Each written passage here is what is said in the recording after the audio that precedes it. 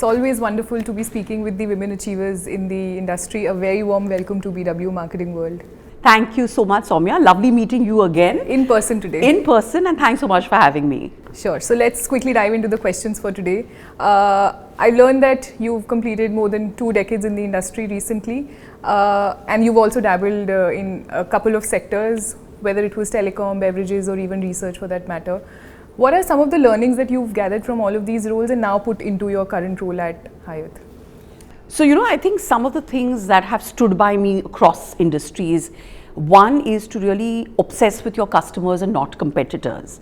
Because when you constantly look at what your competitors have done and forget your customers, you're in a cycle of incrementalism rather than trying to disrupt. So I think that's one thing that has stood by me throughout my career. The second thing is what I call the 99% principle. I think marketers tend to be sometimes self-obsessed. I'm also guilty of that. And we think that the consumer is thinking about our category 100% of their lives. But the consumer is not even thinking about your category 1%, right? So if you want to be a successful leader, you have to understand what is important for the consumer in 99% of their lives and integrate your story, your brand, your product in that. So that is the other guiding principle. Third for me has always been purpose, right? If stay true to what your brand stands for, your brand purpose, and then don't try and be something that you cannot. So be authentic. The other thing is to always be bold, right? Be bold and take risks. Because if you show me any successful person who's not taken risks and has not faced many failures, I will show you a liar, right? So be bold, take risks, and I think those have been my guiding principles. Absolutely wonderful. In fact, I'm taking home that 99% wala this thing, and I'm going to copy paste that on a lot of other marketeers that I speak with. Okay, so just as we conclude the Women's Day week, I want you to give us a picture of how women in marketing are today. How do you, in your own personal capacity, lead with confidence and push for greater limits and representation in the industry? And that's a great question. So first I'll talk of the role of marketers, and then we'll come to women. I think the role of marketers today has really changed because many companies are becoming more brand forward, more consumer forward, and therefore marketing has taken center stage like never before. Sure. So the role of the CMO is really to almost become the person who impacts business, right? It is not only about communication or digital, but how do you really unlock growth for business? So that's the first thing. I think as a woman leader, I'm privileged to kind of bring conversations around diversity, equity and inclusion within my organization, and in all platforms that I can actually get a chance to represent myself, right? There are some invaluable lessons that I've learned as a woman leader. One is you don't have to behave like a man to be a boss. I think women are blessed with a certain sense of empathy, grace, the ability to multitask, the ability to see things from various perspectives. So own that. And I have always tried to own that part of my personality and not change that, right? The other thing is women sometimes tend to wait for perfection before they put their hands up. And that's very wrong. Because you can never be perfect, and therefore you then miss a lot of opportunities. So it's important to keep putting your hand up and get ready along the way. Don't wait for that perfect moment, right? And I think as Sheryl Sandberg had famously said, always lean in. Get a seat at the table, express your view. Don't be afraid to express your view. I think as a woman leader at Hyatt, I'm privileged to be really talking about all these issues of diversity, equity and inclusion, and hoping that I can be a catalyst not only for the organization, but also hoping I can inspire women across various industries. Sure, excellent. Just as an extension to what you just mentioned, what is your opinion on the growing influence of women leaders who are shaping the narratives, especially within the hospitality sector? So, I think it's interesting that almost 50% of our population is women, 50% of the people who travel are women, but we do not necessarily have equal representation, a 50% representation in any industry, right? I think to that extent, the hospitality industry has made a lot of strides. You have wonderful examples of leaders of businesses in the hospitality industry. We for Hyatt have some amazing women GMs, and I think it's all a process. It's all, her story. Till now we've always learned history. Now it's time to craft her story, and this is her story in the making. Also, can you take me through the immediate challenges or the opportunities perhaps that you witnessed when you stepped into your new role 1.5 years back? What were some of the concern areas or the opportunities that you capitalized on? Give me a sense of that, please. Well, you see, I think one of the biggest challenges today is how fast technology is moving, right? And it is becoming a little difficult to differentiate between the fads and those trends which are likely to stay, right? So one needs to be really agile, nimble, have a strong team that understands technology and be able to drive that. So I think that's one challenge. The other challenge is really how fast consumer sentiment is changing. And we're seeing this in India and across the world, that consumers are really displaying a very unusual behavior.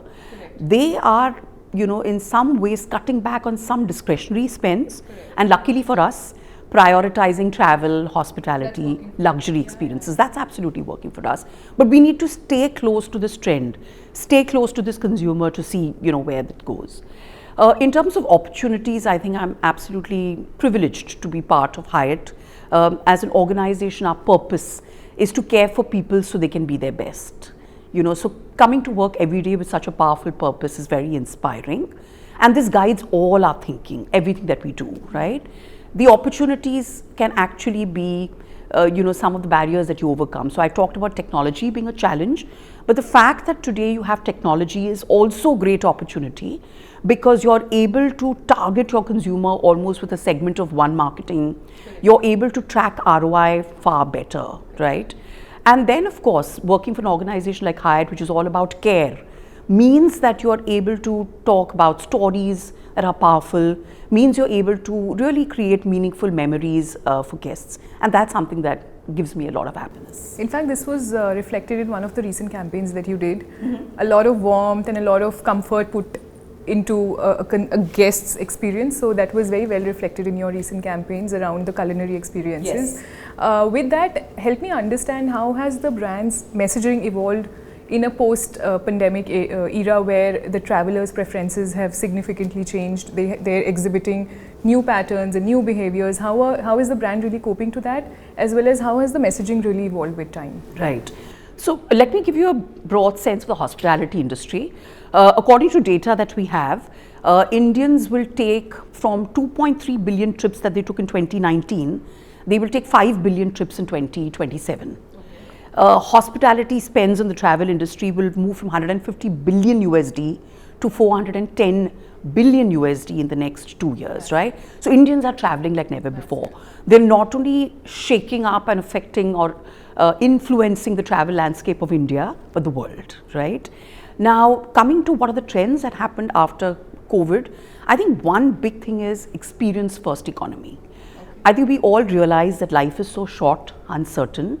So let's not wait for 10 years later to do what we want. Let's seize the opportunity and kind of go after it, right? So it's become an experienced first economy for sure. The other thing, and we've all just seen the magnificent Kumbh Mela, right? The largest human gathering in the world, in the universe. So I think spiritual or wellness travel is here to stay. Interestingly, it's not something that only Gen X or baby boomers identify with. Millennials and Gen Z are, absolutely for it. I was privileged to be at the Kumbh, and the number of people that were from, the Gen Z who wanted to experience it, the number of international travelers who came was mind-boggling. So I think that's the other trend. The third thing that we've seen is this whole thing of slow travel. I think gone are the days of people going to a destination and doing a tick, tick, tick on a bucket list. Correct. But they really want to immerse themselves, right? And I think for each of this, we've kind of found an answer. For experiences, you talked about experiences. In World of Hyatt, we have something called Find Experiences, which allows our loyalty members and anybody who wants to experience it to really enjoy this. So imagine a farm-to-table dining experience set against a backdrop of more than a 200-year-old fort in Rajasthan, or a meeting that you can do in a houseboat in Kerala. So it's a meeting that you'd never want to get out of, right?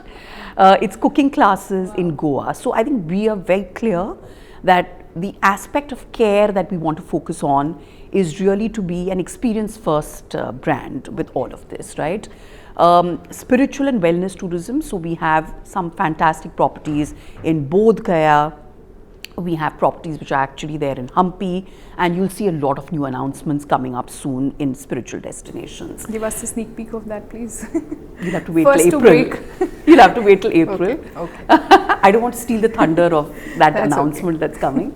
So that's really on wellness. And I think on slow travel, we've always been about experiences. And since you talked about campaigns, our last culinary campaign and F&B campaign was really based on this premise of care and experience. And we said that from a consumer insight point of view, consumers sometimes can forget the wonderful experiences that you give them in the area of hospitality, personalization, because your food is so fabulous. Correct. They can forget the brilliant service. And therefore the tagline was, no matter what we do, our restaurants take all your attention. #made with love, right? So we are very clear that we want to tell stories. We want to tell stories about experiences. We want to stay true to the brand that we are, which is about care. And through all of this, we will continue to navigate the changes that are happening in the landscape. Sure. So for you, it may be experience first or care first, but for us, it is food first. Well said. So you've touched the right chords there. Well said. Okay. So on that note, you just mentioned that millennials and Gen Zs have been contributing significantly to the economy of hospitality, and I'm guilty of that. I'm investing heavily in experiences these days. In fact, for my toddler also, I try and take him to places that give him an experience for life, and something which is more valuable than just buying toys, for example. So having said that, how are you really targeting the Gen Z and the millennials in a way that they are more engaged and are more retained in the whole process of whatever you are offering them? Yeah. Soumya, first of all, don't feel guilty about doing this. You're doing our industry a great service, and please continue. On that note, I think Gen Z and millennials are very different in their approach to life, to experiences, and that's reflected in hospitality. I think millennials were the first experience-first generation. They were the first generation which said that we don't need to buy a house or a car, but we want to go on a fancy holiday, right? And today, if you see Gen X and baby boomers are actually following the heels of millennials. And you have Gen X who are saying, maybe we don't want to leave too much money behind for our kids because we want to travel. Baby boomers who said that we spent our entire life living for somebody else, we want to travel. So millennials are the experience first drivers. Gen Z today is essentially saying, we want deep cultural exploration. They do not want to kind of just go to a place and not experience it. And I think it's interesting because, in an increasingly digital world, people tend to feel more lonely, ironically. So when Gen Z today travel, they really want to connect with culture, with art, with the local artisan, with craftsmen, etc. And I think that's the lens that we have, right? Also for Gen Z, they don't necessarily need to wait for one big holiday. They'll probably just take a solo vacation and multiple short breaks. So all of this is reflected in our strategies, which is both our business and our marketing strategies, which means that we've designed packages for solo travelers. We have designed packages for shorter breaks. We have far more immersive experiences. And I think that's the way we kind of look at it. Also, digital plays a very important role. The way you target millennials, the way you target Gen Z is very different. And that's the cornerstone of our strategy. Sure, understood. With that, I'm going to, ask you the most difficult question of the lot. Can you give me a sense of your marketing budget, please? And the media split, of course. The answer is very simple. No. Maybe a percentage or ballpark figure, whatever. So I'm not allowed to share that. But what I will certainly say is we're very clear that we are bullish on India, right? You know that we have 52 hotels now. How much does India contribute to the entire Hyatt So business, India would basically? be the largest market for Hyatt globally after the Americas and China in terms of the footprint, Okay. as well as the number of World of Hyatt members, right? So we have 52 hotels in India, and globally we have more than 1,400. So we are the third largest market. So we're very bullish on India. That's the first thing. The second thing is we're also very clear that we are increasingly becoming a brand first organization, and therefore we are really focusing our marketing initiatives on various things like we discussed. F&B, you will see very interesting announcements that we'll soon make on MICE and weddings, but that's another big lever for us, on our digital strategy. So we're really going big because we believe in this market and we feel we have a powerful proposition. So help me understand, there's been a sustained growth in the hospitality sector since a few years, where MICE and perhaps the big concerts and all of these things have picked up and have acted as tailwinds to the entire sector.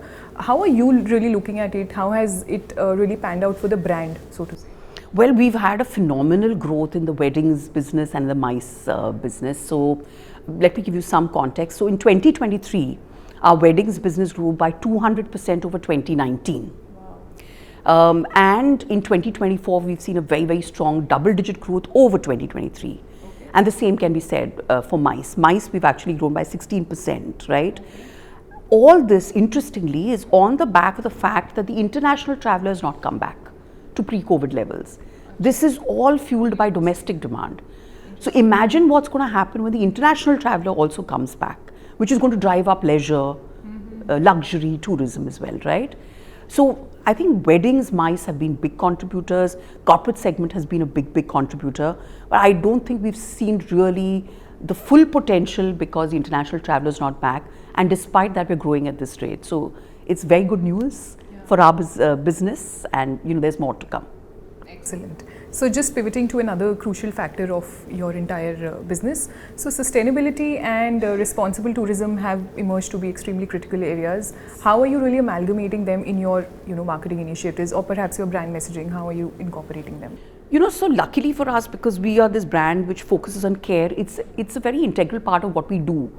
So I just want to make the differentiation between brands which do work on sustainability and community for the sake of marketing versus companies which do it because they believe in it, and we are certainly the latter. So we've launched this World of Care platform in 2021, which really looks after all our environment, sustainability and governance initiatives. We also have a global tool called EcoTrack, which allows all our hotels to track all their initiatives with respect to sustainability.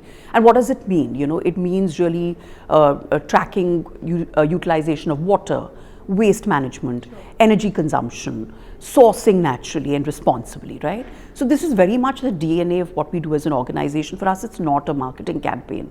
It's who we are.